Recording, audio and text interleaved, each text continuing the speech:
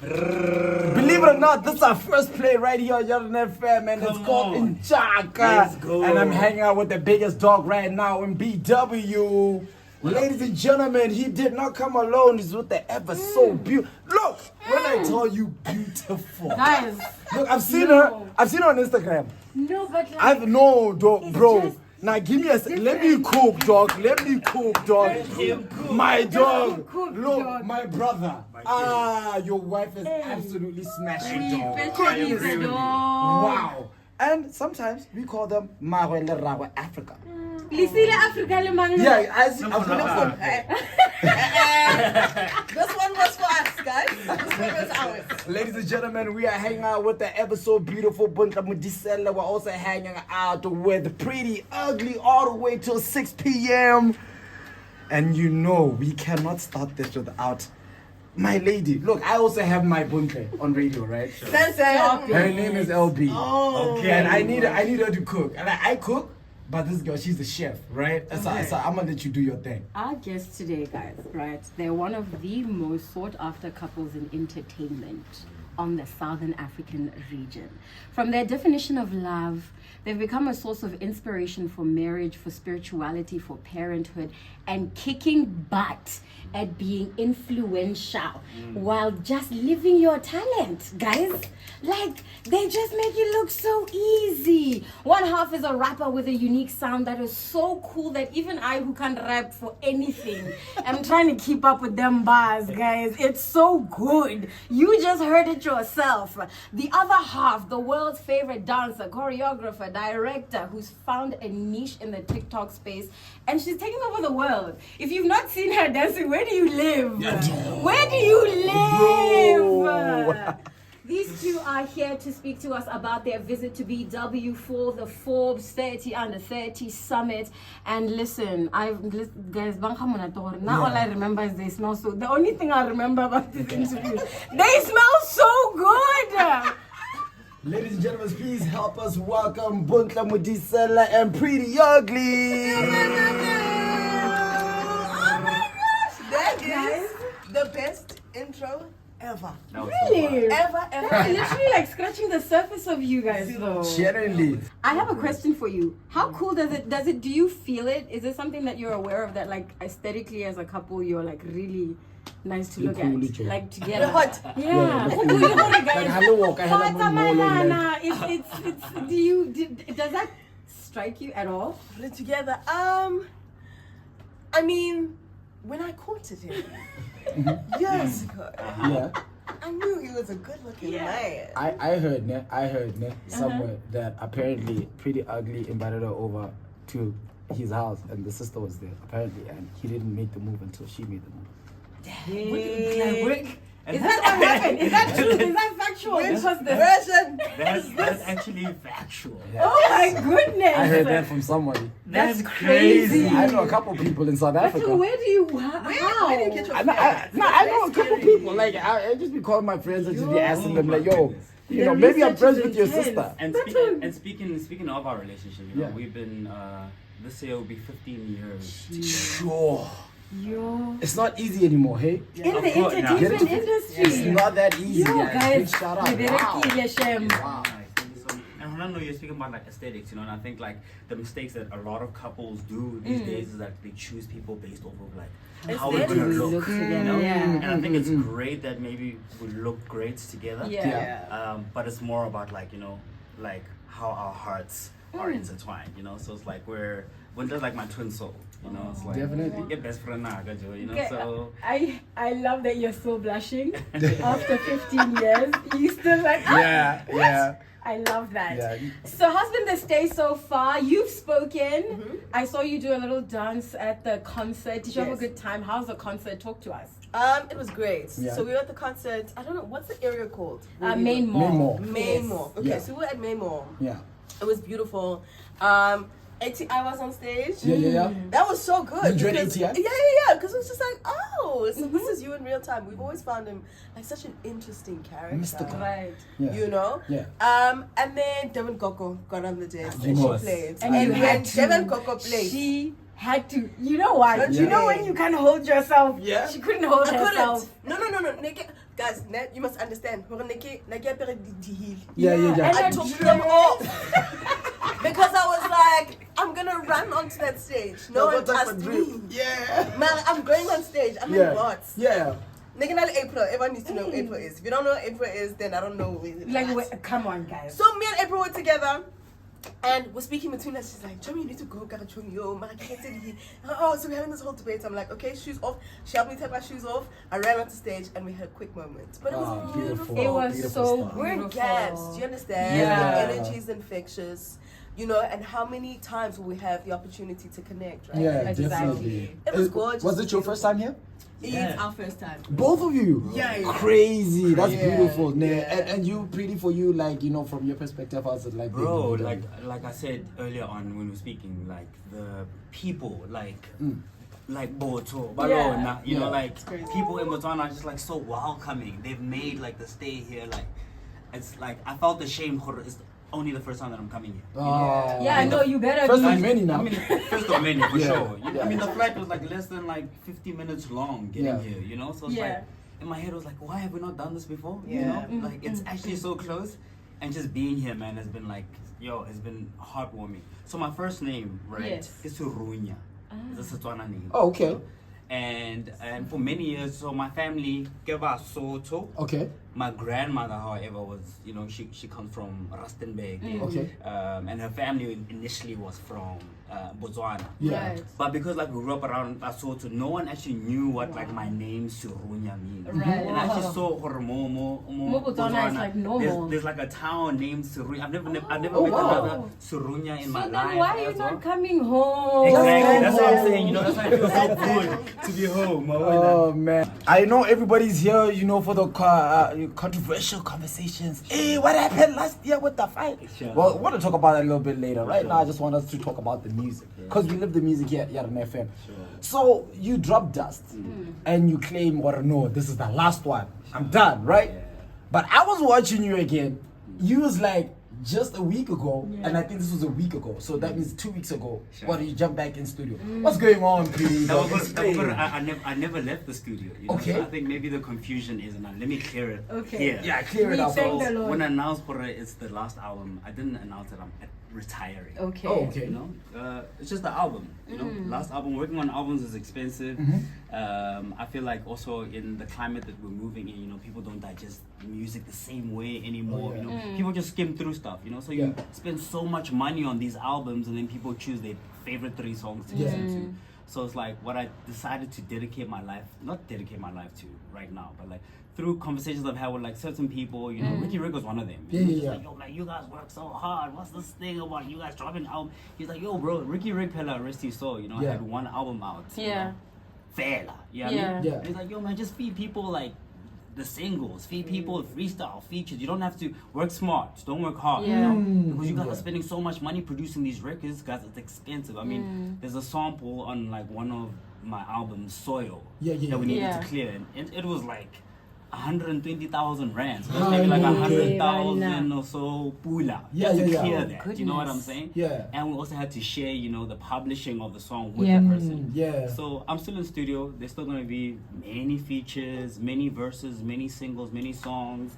But for now, like No I'm putting albums. to rest the album. So I caught something. I caught a little something. I don't know if maybe if I was onto something. Yeah. It sounds like it's such a Pitori type album, ne? And I'm saying Pitori because Pitori people, you know, they have that 25K Machiavelli type of rap, Maglera Doughboy. I know on it you collaborated with Mash Beats. Yeah. Big shout out to Mash Beats, For of sure. course. You were with Maglera, Tato Soul is another big boy you with know. that sound with Tyson Ginger from Trill, you Pretoria know, as with well. Tyson as well. Ginger, yeah. Was that did you only realize after you dropped That's What Haibo?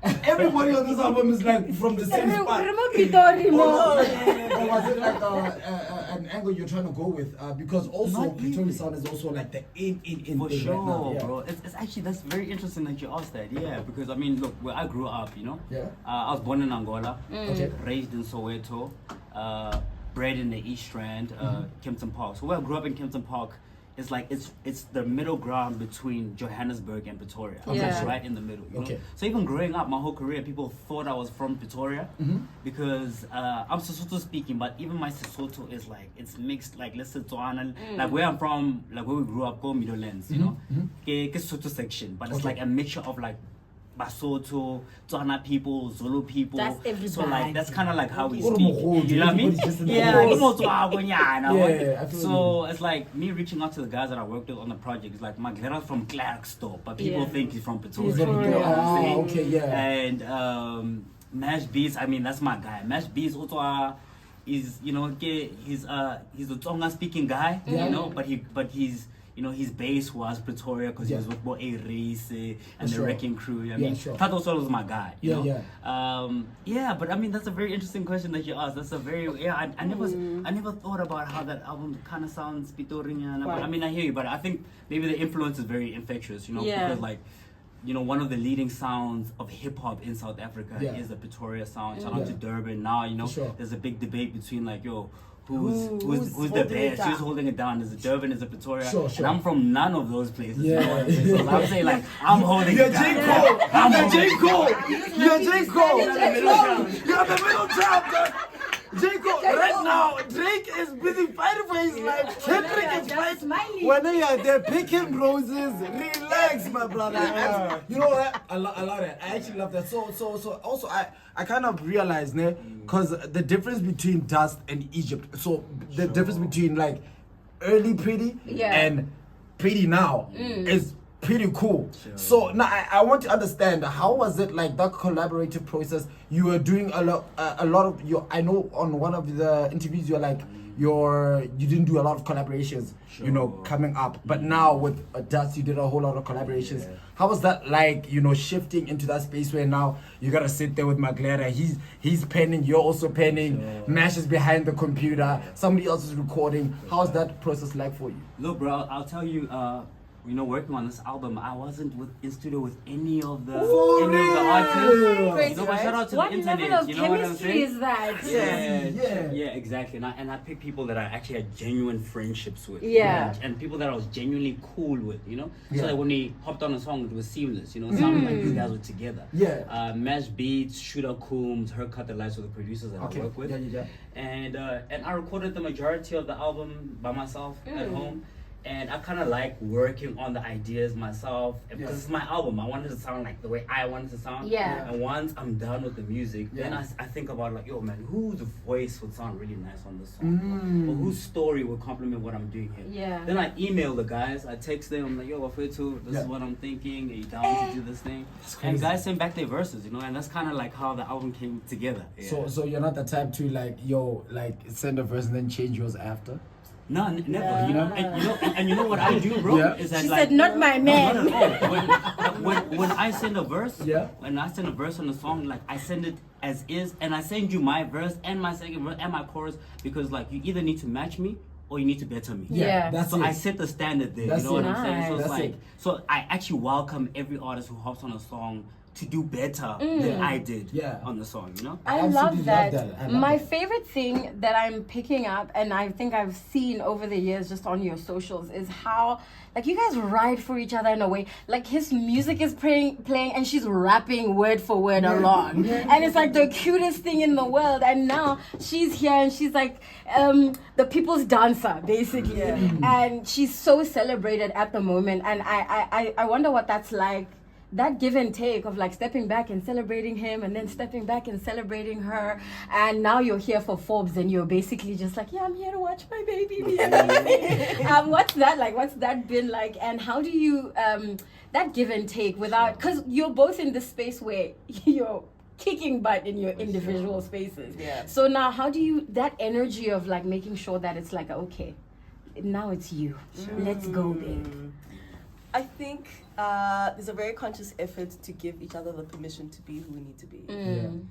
And there's no reason to anyone to need to dim their lights.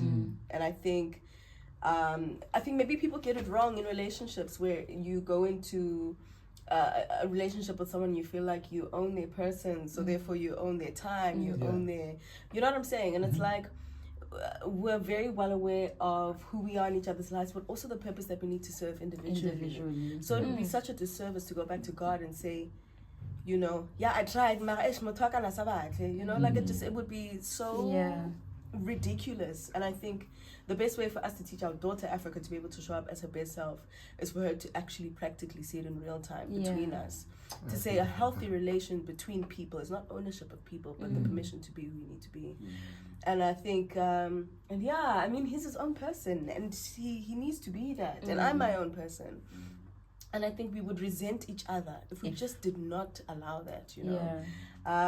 So it's fun, it's great, and I think you know, people love to see the celebrated moments. But we're there when it's quiet. We're there when it's heartbreaking. We're there when you need the consolation and you need the time. We're there when we need to give each other space. Where it's like, I need some me time. I need some me time, because you do need that as a person. So we show up in the ways we need to for each other as a couple, and the ways where we need to give each other space, we do, both in the great and the difficult times. But it's a balancing act. You understand? It's like It's a balancing. It's a balance diet. It's coming. Balance diet. I love it. The streets are cold. The gas streets are cold. Hey, hey. On the streets, not just gas. All the streets. The worldwide streets actually. It is snowing and it's a blizzard. Now, Bontle, look, you are a phenomenal dancer. I try to do the better kick. It doesn't look as good as you. It really When I do them cuckoo dance, you know them cuckoo dance, I can't do it like you and April.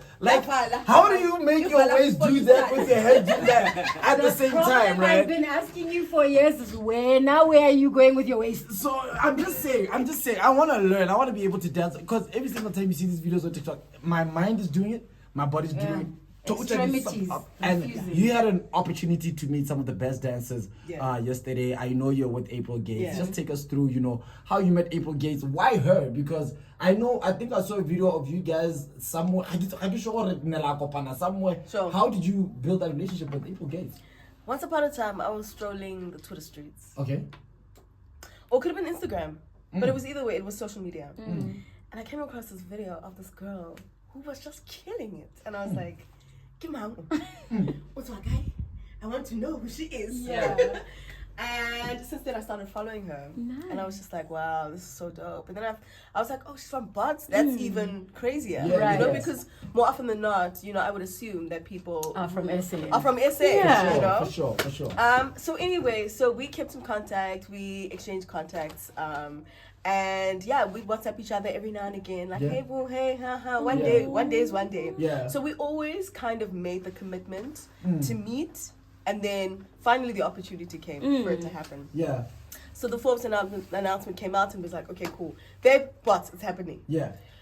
And it was like, okay, tentative, let's just play it by ear. I don't know what the itinerary looks like. I mean, I would love for us to meet. What if I can just give you a hug? Even just a hello. Even just a hello. We don't need to dance. If we do that, that's fantastic. And it could have been 2 days of the day before. We chatted. And it was like, okay, so can we make something happen? Like, can we get into a studio? Can we do something? And she was just like, B, I'm going to host something. Please just pull up. If you can, if you got the time. And I was just like, I'm going to make the time. I'm going to do it. And so we made the time, and she came to pick me up with her manager, and I was just like, oh my gosh, this is so dope. It's good levels. And so like since then, like we've been together. You know, they've been showing us around.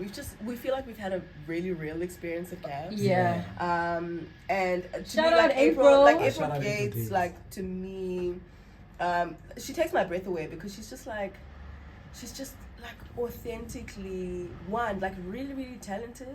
Such a wholesome human being, and you know, like when you're able to connect such dots with people, those are relationships you don't take for granted, you know. So you know, there are times when you're gonna jam early. No,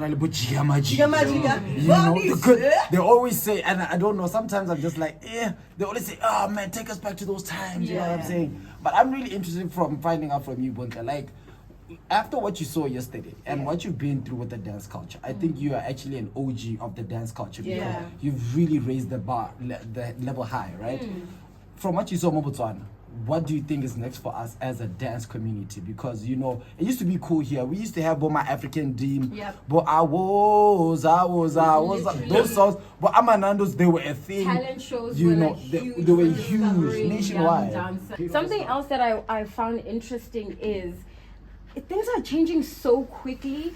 And I was reading your bio, obviously, because I needed to do my research, and you refer to yourself as a dance entrepreneur, and I've never heard that before. Right. And I was like, huh, I like that. Yeah. She said, no, I'm a business. My dance, like me as a dancer, plus what I do with my studio, and it's a business. Yeah. And I think my question to you is the importance of rooms like Forbes 30 under 30 and being in those rooms and being able to have these conversations as creatives or whatever other industry we exist in. Why did you say yes to Forbes, and why is it such an important platform to engage with young creatives like April Gates, LB Sway? I think now I've become like a friend of the company because last year when Modiselle Dance Studios opened up the summit. So we got to put on like a 10-15 minute performance, and that was great, right? It's just like, oh, you're in this room full of very serious business people and Rajaiva. Yeah. You know what I'm saying? I love that. But that's what it is though, right?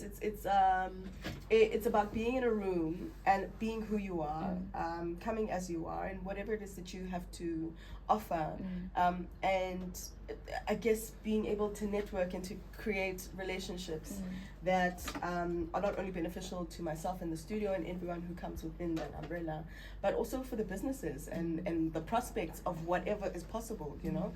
But it has to do with the fact that, like you were saying, like it's like there's a business to it, and if you approach yourself in that way and carry yourself and even treat the discipline in that way, people respond to you, you know, in that way. And so because as well, I think you within the world of dance, you need to see where the various opportunities lie. It's very easy for you to hit the ceiling in dance, right?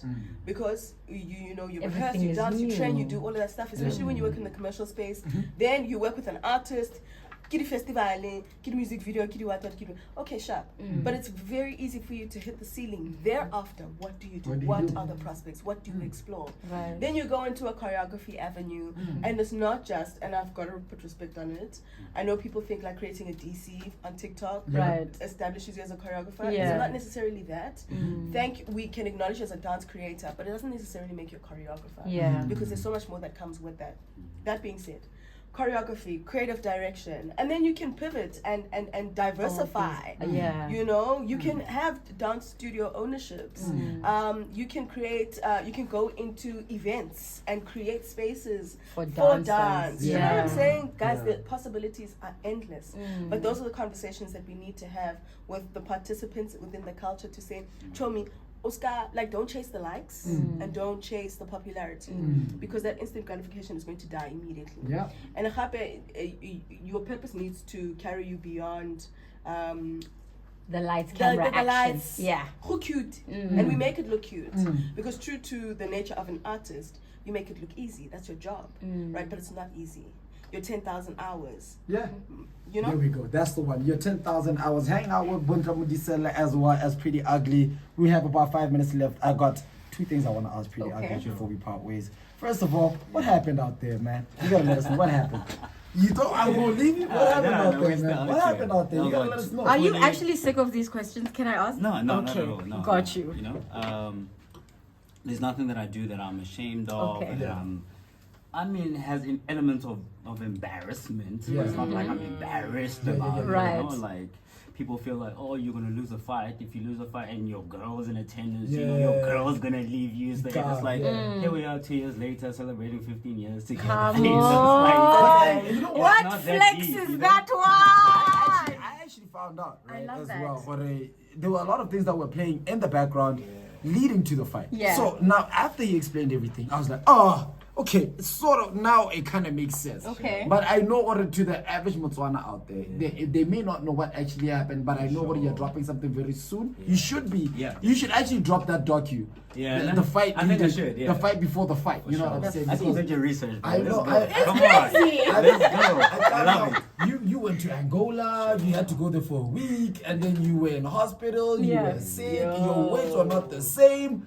Yeah. How did you maneuver all of that and still And manage show to up? face Casper Navest in that ring and give him one hell of a brawl? Sure, man. It's like I'll be honest in saying that like a lot of the people around me, the fight community, the boxing fraternity, Yeah. which is such an empowering community. You know, these guys work so hard. The training is crazy, guys. Once they watch me train, and Yeah. it's like, you know, when you have no energy to do anything else. Like I'm training, I go home, like I rest. The next day is like, oh, I gotta get up and like go sweat. It's intense. Yeah. It's crazy. So we had like a 6-week training camp, and for the 6 weeks, for 2 of those 6 weeks, I was sick. For another 2 of those 6 weeks, I'd injured my knuckle and dislocated my shoulder. Dislocated my shoulder about 3-4 days before the fight. Crazy. But this is taking nothing away from Casper. Yeah, of course, Yeah. of course, yeah. Ultimately, what happened is that I went into the fight. I lost to the better fighter. Yeah. He was the better fighter. He had the better boxing IQ, the better boxing experience. Yeah. Absolutely. And I commend him for that. You know, Yeah. shout out Cass. You know, he's got my respect. He actually earned my respect. Right. Yeah. And I think as did I. Same. I was about to say that actually. And yeah, I mean, we fought. We got into the fight. I mean, I was 67 kgs the night of the fight. He was about 93 kgs or so. You know? So if anyone knows how fighting goes, you know, Yeah, it's weight like, there's categories. weight classes for Yeah. like, a reason, you know. So all my boxing coaches said, "Yo, man, don't take this fight. Oh. It doesn't matter whether you're a better fighter or it doesn't matter who's the better fighter. If you get hit by a heavyweight as a lightweight, you're gonna fall. You're gonna fall. You're gonna fall. You Yeah. know what I'm saying?" Yeah. So I mean, they commended me because they're like, "Okay, you fell, but like you got up. Yeah. And got up 3 times. So, Yeah. you know what I'm saying? Yeah. But that's it, man. There's nothing much to actually say about that. I think he was the better fighter. Yeah. And we'll run it back one day. You know. Yeah, We'll one Do you day. know run what it I back, find yeah. interesting? Yeah. Is that whole J. Cole apology thing. Yeah. I find that you are the least toxic rapper I've ever come across. Your energy, like he said, yeah, no, Casper, he's easy. Like you concede to what is, and you do it without. There's no like in the rap culture. That's not normal. Sure. I don't know if you want to comment on that and where that comes from, because I find it so interesting. When J. Cole apologized, I was like, that is the manliest thing I've seen someone do. I'm like, listen, facing someone and saying, listen, I'm sorry, I shouldn't have messed with you is a harder thing than just keep it going. right. For me, anyway. 100%. Yeah. I think it all has to do like with ego. You know, I'm not ego driven. You know, if I did things got the ego, then sorry to say this, but I'll be sleeping around. I'll be getting into fights. I'll be battling every rapper Yeah. because Yeah. like my ego is Yeah. hurt. You know, but Yeah. because I'm not an ego driven person, you know, it's like someone like J. Cole. Like for him, it's not like he doesn't feel like he can out rap these guys. I feel Yeah. like he knows that he can rap, he- you know, but he could, but yeah. for his ego and his peace and his son, he's like, yo, in the life that I've chosen for myself, I love my peace, I love my wife, I love my children. I don't, because you need to understand when you go into war, it's like look, there's everything that's happening everything now. is on the table. You know what I'm saying? Hey! You need to know that they're gonna come for your wife. Yeah. They're gonna come for your kid. Are Yeah. you prepared to put your children under that light? Yeah. So it's like someone like him and myself, you know, I'm a family-driven person. You know Yeah. what I'm saying? I love my family. I love my wife. Yeah. I love my child. You know, so it's just like, and I love my career. I love what I do, and it's Yeah. only about that. It's not about getting more likes, more followers, And being more the- girls. yeah. Yeah. You know, we'd Yeah. love to get more money. Yes, Yeah. please. Of We course. welcome Amen, you. brother. You know? You want the Amen, money, brother. you want the money. Hallelujah. But I really do this because I love it, and and you know, like I'm driven by God. You know. Yeah. Oh. Yeah. We got a minute, but this is the question I've been waiting for. Okay. Since I found out that I'm we're hosting curious. Priddy Ugly and Bontle Modiselle. What is this? Which one is it? Drum roll. Look, at the end of the day, we can say, hey, J. Cole this, Rick Ross that. I need to find out from one of the hottest MCs in Africa. Right. Kendrick or Drake. As it stands, we have dropped. I'ma list them. We dropped like that first. Then we went to push-ups. Then we did Tailor Made. Then Euphoria. Then 616 in LA. Then Family Matters. Meet the Grahams. Not Like Us. And finally, The Heart Part 6 just this morning. Before I haven't listened to The Heart Part 6. Bontle knows this. Like this morning, I saw it and I was like, yo, you know what? We have a busy day. I don't want to listen to this. Okay.